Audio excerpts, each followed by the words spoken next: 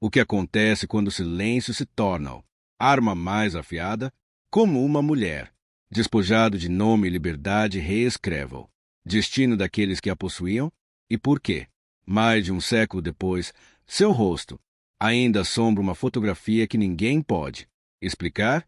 Isto não é apenas uma história de vingança. Caros espectadores, peço gentilmente seu apoio. Ajudem-me a alcançar 1000 inscritos. O seu clique significa muito para mim. É a história de Judite, a servo que ninguém viu chegando. Você está pronto para ouvir o que a história tentou esquecer? Na primavera de 1856, o ar ao redor de Rose, a plantação da colina, engrossou com o perfume de magnólia e decadência. O algodão floresceram como fantasmas pálidos através do campus, e a própria casa erguia-se alta na colina. Suas colunas racharam, mas, orgulhoso, como se não tivesse consciência da podridão interior. Sob seu teto, Judite se movia sem um som, uma sombra pressionada nas costuras da crueldade cotidiana. Ela tinha 17 anos, magra como fome, treinada desde a infância até servir aos caprichos da senhora do casa, senhora Constance Belviater. Judite não tinha sobrenome. Nenhum dos membros da casa. Os servos fizeram. Esse direito pertencia ao gente branca junto com os móveis, os cavalos e as crianças que não nasceram de suas esposas. Ela usava musselina desbotada e um lenço sobre o cabelo firmemente trançado. Suas mãos tinham cicatrizes de lâminas de cozinha e polimento de prata, suas costas de cintos. Mas Judite nunca chorou, nem na frente de eles. Seu silêncio foi confundido com submissão. Esse foi o primeiro erro deles. Cada manhã começava com um ritual de servidão. Os espartilhos da senhora Belviater, seu cabelo, seu rosto empoado, seu infinito exigências de perfume e civilidade.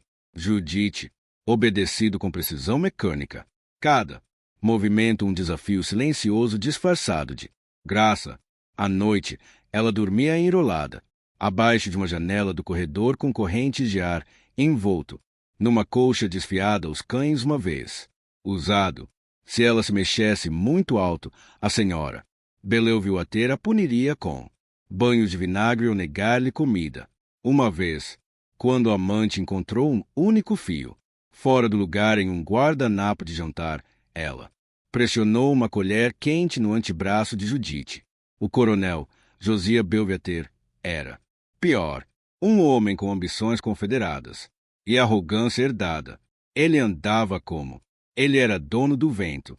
Sua violência era rápido, muitas vezes inexplicável. Uma porcelana, uma xícara jogada, uma bota balançada, uma pistola sacada. Para relembrar, Judite sabia. Para desviar o olhar, especialmente quando seu foram envernizados com bourbon. Ela aprendeu a encolher sem se mover. Outros escravos da casa evitavam, não por crueldade, mas por medo.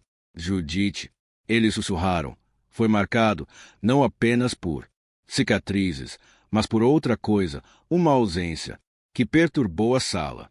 Eles viram maneira como a patroa observava, não com comando, mas com inquietação. Judites, o silêncio não era o silêncio do quebrado, era o silêncio de alguém ouvindo atentamente. Nas cozinhas, ela memorizou cada ingrediente. No sala de estar, cada insulto no porão, cada fechadura. Ela sabia quem o coronel conheceu.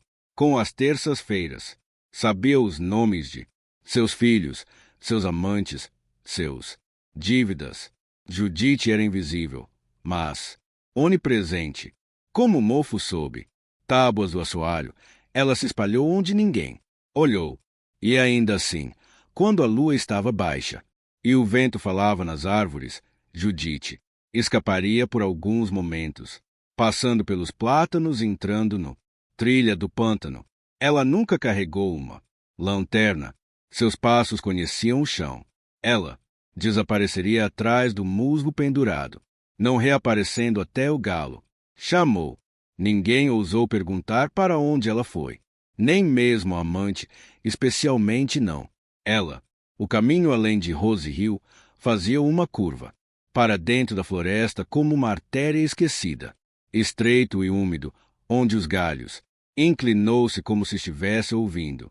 Poucos ousaram pesar ali, pois o pântano continha uma reputação mais antiga que qualquer mapa, e as árvores sussurravam em uma língua que o algodão. Os senhores há muito tempo escolheram ignorar, mas Judite conhecia seu ritmo. Ele havia chamado. Ela em seu sono, nas contusões abaixo, suas costelas, na quietude de sua respiração. Ela caminhou descalça pela lama, guiada não pela visão, mas pela memória, até que o ar engrossou com Pet, o cheiro de ferro. Ali, meio engolido por vinhas e sombras, ficava uma tortuosa cabana que afundou na terra. Não, lanterna queimava por dentro. Ninguém jamais queimou, mas alguém sempre esperava. Mahalia era mais velha que o tempo, ou assim diziam. Dela, pele dobrada em sulcos profundos, escura e seca, como casca. Seus olhos turvaram, mas penetrante. Não via a superfície das coisas, mas o que pulsava por baixo. Alguns a chamavam uma trabalhadora de raiz, outras uma bruxa. Ela nunca chamava-se de qualquer coisa. Ela simplesmente era. E isso foi o suficiente. Judite sentou-se diante. Ela em silêncio.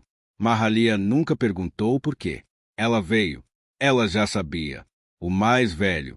Mulher mexeu uma mistura espessa sobre brasas, seus dedos se movendo com propósito através ervas secas e ossos moídos. Às vezes, ela falava baixo e devagar sobre coisas enterradas, segredos carregados por mulheres que sangraram em silêncio e ainda permaneceu no musgo. Você carrega a dor como um canivete. Mahalia disse uma vez, pequeno, afiado, sempre, perto. Judite não respondeu. Ela não precisava. A velha assentiu enquanto, se esse silêncio fosse resposta suficiente. Na quarta visita, Mahalia chegou, debaixo do assoalho e puxou um pacote embrulhado em pele de veado. Ela colocou no colo de Judite sem cerimônia. Isto aqui foi feito por mãos que não. Esqueça, disse ela. Não é rápido, não.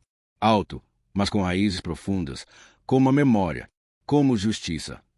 Judite desembrulhou, cuidadosamente, dentro de um pequeno frasco de vidro, a cor de sangue seco, selado com cera e barbante, sem etiqueta, sem instruções, apenas peso e significado.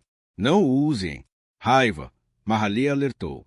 Use-a com verdade, e somente quando a verdade estiver pronta para florescer. Judite agarrou o frasco perto de seu peito. Por um momento ela pensou que senti calor vindo dele, como se a reconheceu. Quando ela saiu, o pântano ficou em silêncio. Nem os sapos ousaram cantar. De volta a Rose Hill, o tempo recomeçou. Seu ritmo amargo. A senhora gritou. Sobre um pente rachado, o coronel atacou um moço de cavalariça por deixar cair uma garrafa. Judite retomou seu lugar atrás da renda. Cortinas e porcelana fria em movimento. Pela casa como a respiração através de uma caixão. Mas agora algo havia mudado. Por baixo das rotinas e rituais, a corrente começou a zumbir através dela. Sangue. Ela não estava mais apenas suportando. Ela estava esperando, se preparando. O frasco permaneceu escondido sob um piso solto. Azulejo na lavanderia, um dos poucos lugares onde a amante nunca entrava. Judite verificava todas as manhãs, não para ter certeza de que ainda estava lá, mas para lembre-se de que ela ainda era. Cada dia ela ficou mais quieta, menor em presença, mais obediente do que nunca. Ainda assim, na quietude do seu corpo, algo selvagem se agitou. Não era mais o pântano que lhe sussurrou em noite. Era ela mesma. No final de janeiro de 1857, os ventos que varreram os campos do Alabama não carregavam apenas frio, mas preparação. Rose Hill vibrava com urgência incomum. Sua equipe, movida por ordens, latidas com insistência febril. Os Belviaters foram convidados para o grande baile de máscaras de Mardi Gras em Mobile, um evento reservado aos melhores brancos. Famílias do Sul, onde a política dançava com vaidade sob máscaras de ouro e renda. A senhora Freda de Sobre, vestidos, luvas e perfumes importados. Ela convocava Judite 3 vezes mais frequentemente. Voz mais aguda, paciência mais tênue. Os dedos de Judite sangravam de tanto costurar. Cetim, polimento de joias, ajuste, espartilhos. Ela suportou isso em silêncio, do jeito que madeira seca carrega chama. O frasco permaneceu, escondido sob o piso de ladrilho, intocado, mas nunca esquecido. Quando o convite chegou, com detalhes dourados, selado com um brasão da família, foi lido em voz alta no sala de estar como se fosse escritura. O coronel, já com 3 copos em seu uísque, sorriu com satisfação do predador. Ele viu nisso palco, uma plataforma para exibir sua riqueza, seu poder, seu controle. Senhora Belvedere viu uma oportunidade de ofuscar as mulheres que ela, invejado em silêncio. Nenhum deles viu. Judite, embora estivesse a 3 pés de distância, segurando a bandeja de chá, disseram-lhe que ela os acompanharia, como era costume. Um servo, sim, mas mais do que isso, um ornamento. A pele de Judite sempre foi desenhada. Atenção indesejada de visitantes. Também. Suave, muito composto, muito perturbador em sua calma. A patroa gostava de desfilar. Ela como um cão bem treinado. Veja o que a ordem pode produzir. Seus olhos pareciam dizer. Na manhã da partida, Judite estava vestida com um uniforme azul opaco. Ela, cabelo puxado com força, pés doloridos de dias sem patas. O passeio de carruagem para. O celular demorou horas. Eles passaram quebrados. Cidades, campos abandonados e grupo ocasional de homens algemados caminhando, em silêncio sob a vigilância dos rifles. Judite manteve os olhos no horizonte, onde o céu encontrou a estrada como uma ferida, recusando-se a fechar. Mobile era uma cidade de contradições, pródigas e decadentes, sagrado e profano. A mansão que hospedou o baile de máscaras foi iluminado com centenas de lanternas, puxado a cavalo, carruagens enfileiradas na rua e música vazava pelas janelas como perfume. No interior, os convidados usavam máscaras elaboradas, emplumada, adornada com joias, grotesca. Judite ficou atrás de sua amante, segurando-a, embrulhar, assistindo um teatro de civilidade, construída sobre ossos. Ninguém falou com ela, diretamente, mas muitos olharam, homens também. Longo, mulheres com desdém, algumas com pena. O que era pior, a casa era labirinto de lustres e risos. Sua opulência estonteante. O coronel desapareceu em salas cheias de charutos, fumaça e sussurros. Senhora Belvedere bajulou as esposas dos políticos, inveja secreta por trás de seu sorriso pintado. Judite se moveu entre a cozinha e a salão de baile, sempre perto da amante, sempre observando. Ela memorizou rostos, ouviu nomes, anotou quais vinhos foram despejados em quais copos. Dela, as mãos nunca tremeram. Mais tarde isso, à noite, enquanto os convidados eram conduzidos à grande sala de jantar, Judite foi enviada na frente para supervisionar os preparativos. Os pratos estavam muitos, o vinho abundante. Ela se moveu silenciosamente entre as bandejas de prata, colocando taças com cuidado deliberado.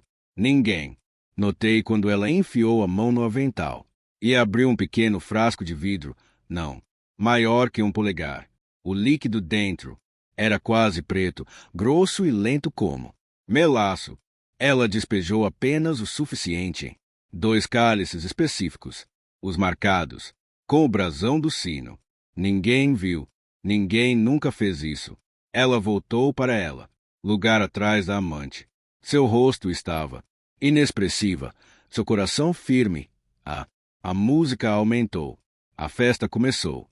Judite esperou. A sala de jantar brilhava sob o peso dos lustres de cristal e muitas velas, suas chamas dançando, contra espelhos folheados a ouro que refletia cada máscara, cada olhar, toda a indulgência. A mesa era longa, impossivelmente longo, vestido de linho branco e forrado com pratos que continham mais arte do que comida. O riso ecoou em artificial tons, do tipo que se esforçava demais para som livre.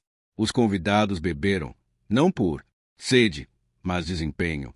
Brides eram elevado à confederação, ao algodão, a linhagens que nunca trabalharam um dia. Sol ou solo. O coronel Belouvillette sentou-se perto do centro, seu uniforme impecável, seu voz mais alta do que o necessário. Senhora Bellel, ao lado dele, corrigiu a postura dos outros, com os olhos semicerrados, bebendo de sua taça entre ostentações ociosas. Judite ficou de pé, 2 passos atrás deles, ainda tão polido. Madeira. O frasco fez a sua parte. Agora ele. Era uma questão de tempo. A sopa estava servido primeiro, aveludado, quente, inofensivo. Depois vieram as carnes, assadas, guarnecido com frutas que não cresceram. Num raio de 100 milhas, Judite se mudou, entre cursos com graça mecânica, servindo vinho, limpando pratos. Ninguém olhou para ela. Ninguém nunca olhou. Isso foi a natureza das coisas em lugares como isto. Os criados eram móveis, enfeites, fantasmas. Precisamente às 11h42, a primeira mudança veio. Uma inspiração brusca, então, sutil, quase passou despercebido. O cálice da senhora tremeu em seu dedos. Ela tentou colocá-lo no chão, mas sua mão falhou. Seus lábios se separaram para falar, mas só emergiu espuma, branca e, de repente, rastejando pelo queixo. Seu corpo, agarrado à cadeira, ossos travados. Em protesto violento, o coronel virou-se para ela, suas palavras carregadas de confusão. Mas no meio da frase, a voz falhou. Um som o deixou seco, quebradiço, como uma corda desfiando. Abaixo do peso, ele agarrou a garganta. Então seu peito, derrubando uma garrafa para o chão. Seus olhos, antes tão seguros de seu domínio, agora abaulado com o primitivo medo. O pânico explodiu. Os convidados se levantaram, gritaram, deixaram cair seus garfos e cadeiras. Raspado, vidro quebrado. Alguns fugiram. Outros simplesmente congelaram como se estivessem testemunhando desvendamento divino. Os servos correram para a frente, mãos sem saber o que fazer. Mas Judite permaneceu no lugar, com os olhos fixos não no caos, mas nos rostos dos moribundos. Ela não piscou. Era a patroa, que caiu primeiro, batendo na mesa, borda em seu caminho para baixo. O coronel logo seguido, caindo para trás com um gutural, som que silenciou a sala por um momento. Longo momento. Suas máscaras já estavam há muito tempo removidos, seus verdadeiros rostos agora distorcidos. E pálido. Alguém gritou, veneno. Outra voz acusou a equipe da cozinha. Ordens ladradas. Judite sentiu mãos agarrando os braços dela, arrastá-la para longe da mesa. Ela não resistiu. Ela não falou. Seu silêncio agora parecia mais pesado do que qualquer outro. Gritar. Nos aposentos dos criados, ela ficou trancada em uma pequena sala enquanto, partido acima dissolvido em suspeita e pavor. Nenhuma acusação foi feita ainda. Não. Evidência. Apenas medo. E nesse medo, Judite viu algo que nunca tinha visto, testemunhado em nenhum deles antes. Vulnerabilidade. O tipo que não nasce de culpa, mas a constatação de que sua. O controle nunca foi tão completo quanto eles acreditava. Horas se passaram. A casa cresceu. Quieto. Judite sentou-se sozinha, de costas para a parede, com as mãos cuidadosamente cruzadas no colo. Ela não tinha corrido. Isso nunca foi o caso. Plano. Ela esperou, e a espera acabou. A primavera voltou ao Alabama, com a silenciosa indiferença de algo muito velho para lamentar. Os campos perto de Rose. A colina ficou verde novamente. Algodão, brotando em fileiras organizadas como se a morte tivesse. Nunca visitei. No entanto, a casa no topo a colina permaneceu silenciosa.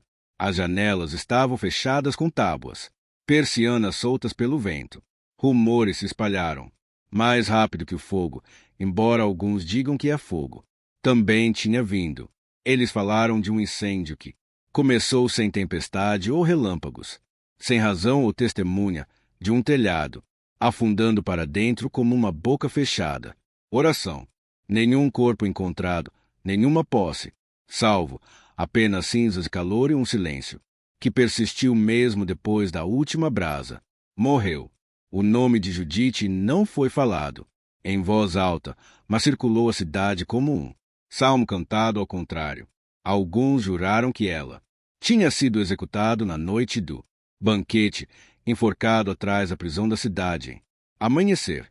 Outros alegaram que ela desapareceu antes. Nascer do sol, deslizando para o pântano que a criou onde nenhum cão poderia segui-la. Um relato, entregue em voz baixa, por uma empregada idosa, disse que ela havia sido armada. Livre por um magistrado trêmulo, também, com medo de encontrar seus olhos. Ninguém poderia confirmar. A única certeza era isto. Os meteorologistas se foram e Judite não estava. Os anos se passaram. A grande, a mascarada virou memória e depois mito. Os convidados que compareceram raramente falaram sobre. Naquela noite, aqueles que descreveram máscaras, a música, a luz das velas. Nunca os gritos, nunca os rostos.